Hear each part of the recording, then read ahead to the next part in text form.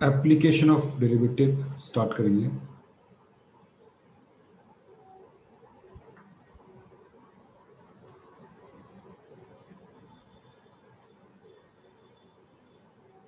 इसमें पहला टॉपिक होगा टेंजेंट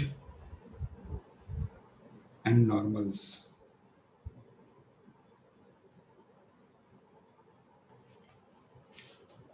ठीक है,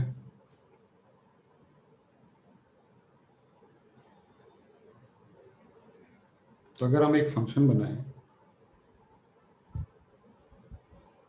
ये सपोज आपका y equal to F X एक फंक्शन,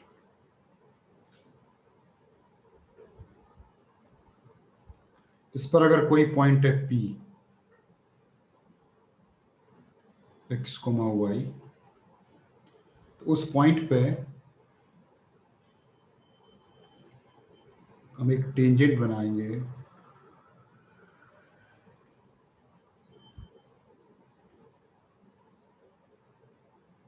और उसी पॉइंट पे अगर हम उसी पॉइंट पे टेंजेंट के ऊपर एक परपेंडिकुलर बना दें,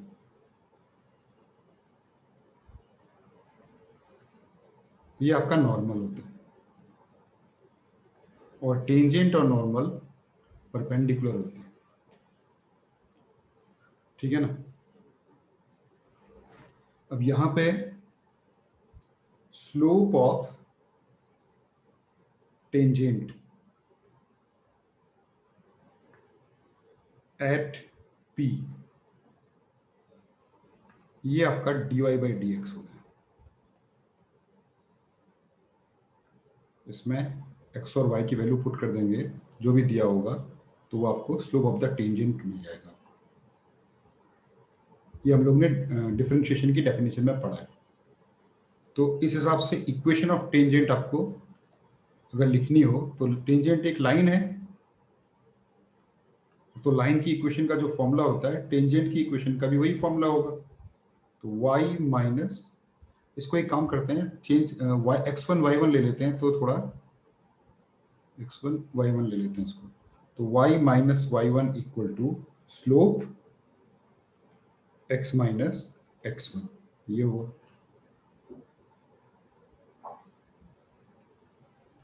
और स्लोप की वैल्यू डाल दें, तो y minus y1 equal to इधर dy बाई डी एक्स और x1 और y1 वैल्यू डाल दें इसमें, और x माइनस x1। तो ये जो इक्वेशन बनेगी, ये इक्वेशन ऑफ टेंजेंट है। और स्लोप ऑफ नॉर्मल क्या होगा फिर? स्लोप ऑफ नॉर्मल होगा at p x1 y1 is equal to minus of dx upon dy। इसको टेंजेंट के स्लोप को रेसिप्रोकल करके नेगेटिव लगा दो, तो देयरफॉर इक्वेशन ऑफ नॉर्मल आपको मिल जाएगी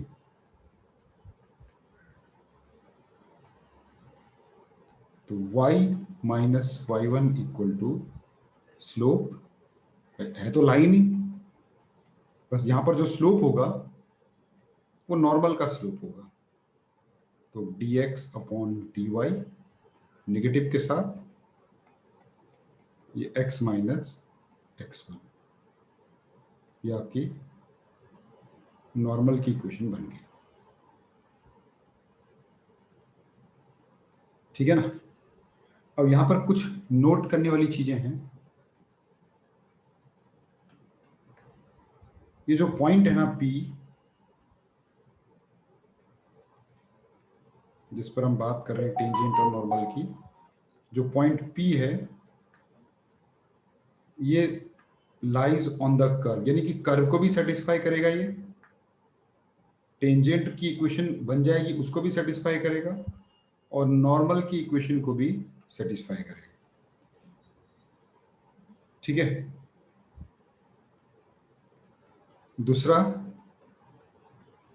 tangent is parallel to X axis. अगर टेंजेंट आपका एक्स एक्सिस के पैरेलल है, इसका मतलब है कि उसका स्लोप 0 होगा। और टेंजेंट अगर पैरेलल है वाई एक्सिस के, तो इसका मतलब हो गया कि उसका स्लोप नॉट डिफाइंड होगा, इन्फिनिटी बोलते हैं इसको। ठीक है। चौथी चीज, इफ टेंजेंट, अगर ऐसा लिखा हो कहीं पर, tangent is equally inclined with both axis, अगर कोई टेंजेंट इस तरह से बन रहा है कि उसका जो इंक्लाइनेशन है दोनों एक्सिस के साथ सेम है, मतलब सेम एंगल बना रहा है दोनों एक्सिस के साथ, तो यहां से हम बोल सकते हैं कि जो dy बाई डी एक्स होगा उसकी वैल्यू या तो +1 होगी या तो -1 होगी ना, या तो 45 डिग्रीज बना रहा होगा दोनों के साथ, या तो फिर 135 डिग्रीज बना रहा होगा दोनों के साथ। ठीक है। और अगर ये बोलता है कि if tangent makes equal intercept,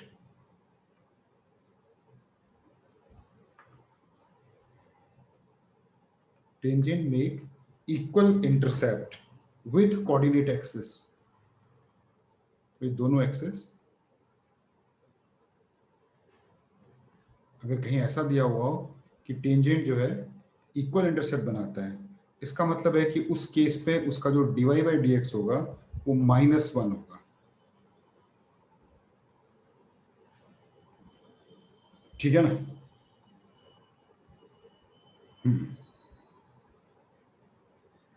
और एक चीज ये सबसे इंपॉर्टेंट एक नोट है कि अगर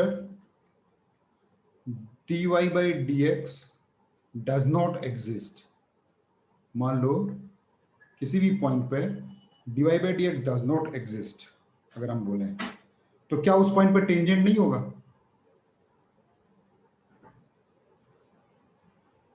होगा, लेकिन उसका स्लोप डिफाइंड नहीं होगा। Tangent can still be drawn,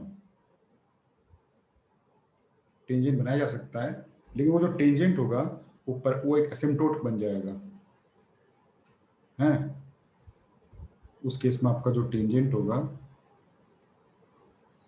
will be perpendicular on x axis, ये सिचुएशन आ जाएगी उस केस में।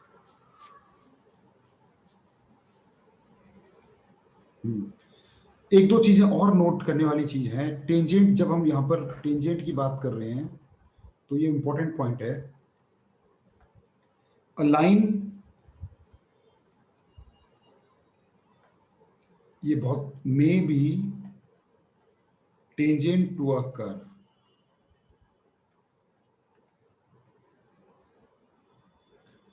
एट पी, मतलब टेंजेंट हम किसी पॉइंट पर निकालते हैं, and may cross the curve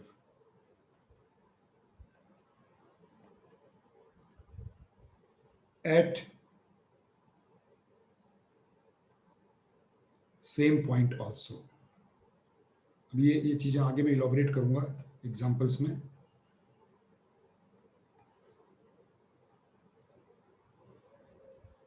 ठीक है ना, जिसको इस टाइप की सिचुएशन बनती है, देखो ये आपने अभी नहीं देखा होगा, ये इस टाइप से, इस टाइप का मान लो कर्व है आपका,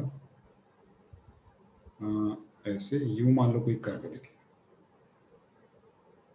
ये मान लो आपका पॉइंट पी है, तो ये भी टेंजेंट होगा, देखो क्रॉस कर रहा है फिर भी टेंजेंट है। अब वो क्या सिचुएशन है मैं आपको एग्जांपल में दिखाऊंगा आपको इसको। ठीक है ना। दूसरा, ये दो आपको थोड़ा अजीब लगेंगे, दोनों दो properties, if tangent a line may be tangent to a curve at P, P पे टेंजेंट है, and may intersect the curve,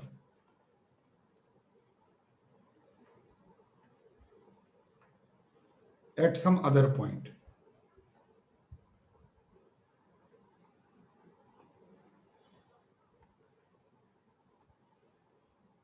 सही है, देखो ये वाली सिचुएशन, ये भी टेंजेंट हो सकता है ऐसा।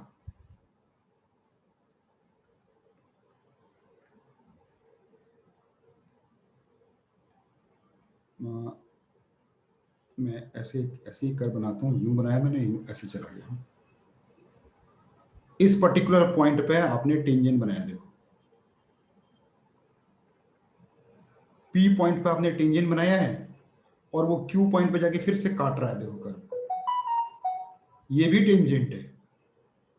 तो इसका मतलब अभी तक जो टेंजेंट की परिभाषा हम पढ़ते हैं कि टेंजेंट जो है किसी भी कर्व को एक ही पॉइंट पे टच करता है, ऐसा जरूरी नहीं है। टेंजेंट, जिस टेंजेंट, ये जो हम लोग टेंजेंट पढ़ रहे हैं, ये टेंजेंट जो है अगर पी पॉइंट पे टेंजेंट बन रहा है तो आगे जाके भी कट कर सकता है वो कर्व को, दूर जाके, फार नेबरहुड, नेबरहुड में टच नहीं करेगा, ठीक है, इसके नेबरहुड में टच नहीं करेगा, इसका मतलब ये होता है दूर जाके टच कर सकता है सेम कर्व को।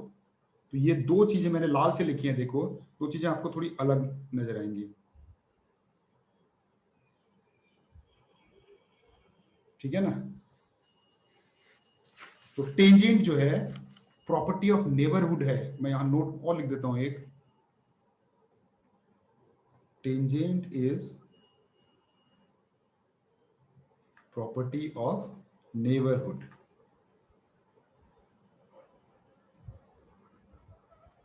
ठीक है, ध्यान देना इसको, इस प्रॉपर्टी को, ठीक है। हाँ, थोड़ी सी इसमें थ्योरी और है। ना, इस तरह से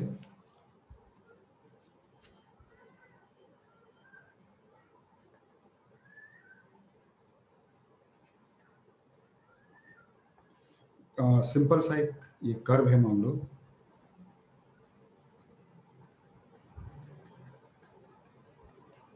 ये आपने इस पर्टिकुलर पॉइंट पे टेंजेंट बनाया, इसका नाम देते हैं पी, इसका नाम दे देते हैं आगे जाके ये, यहाँ पर ये टी है, ये वाला पॉइंट टी है, और ये इसी पॉइंट पे आपने नॉर्मल बनाया, और इसको एन ले लेते हैं, ये पी के पॉइंट हम ले लेते हैं x1 y1, ठीक है, ये ओरिजिन है, ओरिजिन से ये, यहां से अगर मैं एक परपेंडिकुलर बनाता हूं, परपेंडिकुलर ये बनाता हूं, इसको अगर मैं q ले लेता हूं, यहां पर देखो ये जो पी टी है ना, इसको लेंथ ऑफ टेंजेंट बोलते हैं, ये लेंथ ऑफ टेंजेंट होती है।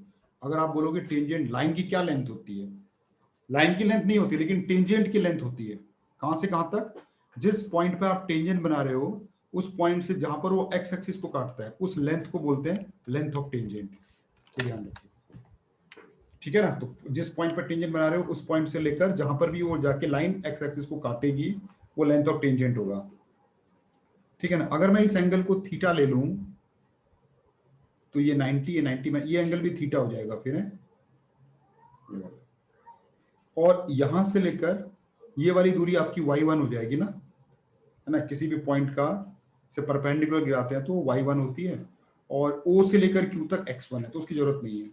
अब यहां पर देखो लेंथ ऑफ टेंजेंट निकालने के लिए अगर मैं ट्रिग्नोमेट्री लगाऊं in triangle P Q T, अगर मैं साइन थीटा लगाऊं, साइन थीटा लगाऊं तो साइन थीटा होता है y1 perpendicular upon hypotenuse OP, TP sorry, TP बोलो या पीटी बोलो एक ही बात है। तो टीपी क्या बन गया मेरा, ये बन गया y1 साइन थीटा, इधर कोसेक थीटा, तो टीपी या पीटी, हाँ एक ही बात है। तो ये y1 और कोसेक थीटा को लिख सकते हैं 1 प्लस कॉट स्क्वायर थीटा का अंडर रूट, और y1 और कॉट थीटा आपको पता है ना टेन थीटा होता है dy by dx, tan theta होता है dy बाई डी एक्स, मतलब टेन थीटा से ये, इसी टेन थीटा से तो स्लोप निकलता है लाइन की, तो ये वन प्लस, तो ये हो जाएगा dx अपॉन dy का होल स्क्वायर। तो लेंथ ऑफ टेंजेंट हम लोग ऐसे निकालते हैं, ये लेंथ ऑफ टेंजेंट के फॉर्मूला हो गए। y1 जो उसका y कोऑर्डिनेट होगा, one plus dx upon dy, dx upon dy में फिर पॉइंट पुट करना पड़ेगा, जो भी पॉइंट आपका x1 y1 पुट करना पड़ेगा। देखो लेंथ ऑफ टेंजेंट आ गई, पीटी आपकी लेंथ ऑफ टेंजेंट होगी। ये जो पीएन है ना, फिगर में जो पीएन दिख रहा है आपको, वो लेंथ ऑफ नॉर्मल हो गया।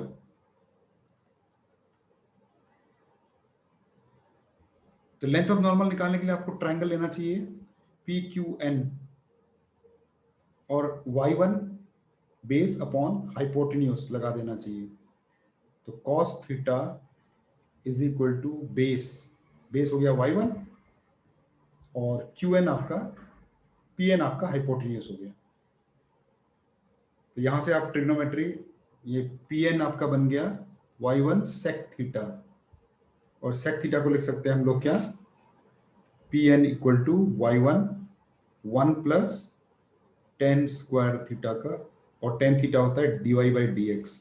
तो ये हो गया y1 one plus dy by D x का होल स्क्वायर में, ये देखिए, तो ये आपका लेंथ ऑफ नॉर्मल हो गया। सही है, ये दो चीजें देखनी पड़ेगी आपको, ये आपका लेंथ ऑफ टेंजेंट हो गया, ये आपका लेंथ ऑफ नॉर्मल हो गया। ये जो टी क्यू होता है ना, टी क्यू, इसको बोलते हैं सब टेंजेंट। इस फिगर में जो टी क्यू है, ये आपका हो गया सब टेंजेंट, और सब टेंजेंट की इक्वेशन एक्स एक्सिस है, ये देखो एक्स एक्सिस का पार्ट है ना, तो इसकी इक्वेशन तो y इक्वल टू जीरो हो जाएगी। सब टेंजेंट की जो इक्वेशन है वो y इक्वल टू जीरो है, और इसकी लेंथ कितनी होगी, अगर लेंथ की बात करें तो ट्रायंगल देख लो, ऊपर जो ट्रायंगल बना हुआ है टी क्यू है, ऊपर मैं दिखा रहा हूं आपको, देखो ये टी क्यू, तो बेस अपॉन, इस ट्रायंगल पे देखें, in triangle P Q T, base upon hypotenuse. एक काम करते हैं ना, परपेंडिकुलर नोन है, परपेंडिकुलर निकाल निकाल लेते हैं। तो एक कौन सा ट्रायंगल लिया था मैंने, एक बार और देख लो, ये लिया मैंने P Q T, P Q T, tan theta लगा लेते हैं सीधे ही। तो tan theta equal to perpendicular by base, base लिया है मैंने टी क्यू, ये देखो यही निकालना है मुझे, T Q, T Q base, perpendicular by base, यहां से मुझे टी क्यू मिल जाएगा, y1 टेन थीटा नीचे, और टेन थीटा की वैल्यू डाल देते हैं, तो y1 dx upon dy, x1 y1, ये आपका सब टेंजेंट हो गया। सब टेंजेंट की लेंथ हो गई y1 dx अपॉन dy, इसमें x1 y1 डाल देंगे, ये आपका सब टेंजेंट हो गया। सिमिलरली एक आता है सब नॉर्मल, ठीक है, क्यू एन, फिगर में देखो क्यू एन जो होगा वो आपका सब नॉर्मल कह जाएगा, और उसकी जो इक्वेशन होगी वो भी देखो एक्स एक्सिस का ही पार्ट है, तो y इक्वल टू जीरो ही होगी उसकी इक्वेशन। और उसकी लेंथ निकालने के लिए आपको ट्रायंगल लेना पड़ेगा, ये वाला ट्रायंगल लेना पड़ेगा आपको, है ना, ये आपको क्यू एन निकालना है, तो आपको ट्रायंगल लेना पड़ेगा P Q N,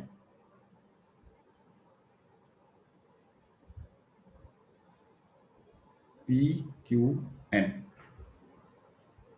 triangle P Q लेना पड़ेगा, और आपके पास जो एंगल दिया हुआ है उस हिसाब से आपको, ये देखो ये एंगल है आपके पास थीटा, तो परपेंडिकुलर बेस अपॉन परपेंडिकुलर ले लो सीधे सीधे, तो y1 अपॉन q1,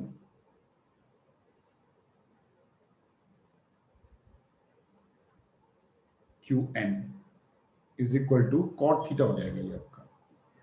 तो यहां से qn की वैल्यू आ जाएगी y1 कॉट थीटा नीचे, तो टेन थीटा के ऊपर आ गया, तो यहां से क्यू एन की वैल्यू होगी y1 dy by D x. इसमें आपने x1 y1 पुट कर देना है। ये आपका हो गया।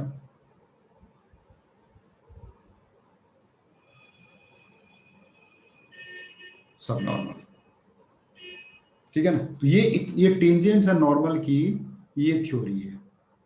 इस वाले कॉन्सेप्ट को, टेंजेंट एंड नॉर्मल वाले कॉन्सेप्ट को, ये जो जितने भी फॉर्मूले लिखवाए हैं, जब सब कुछ लिखवाया है ये, इसको आप कोऑर्डिनेट ज्योमेट्री में भी यूज कर सकते हो।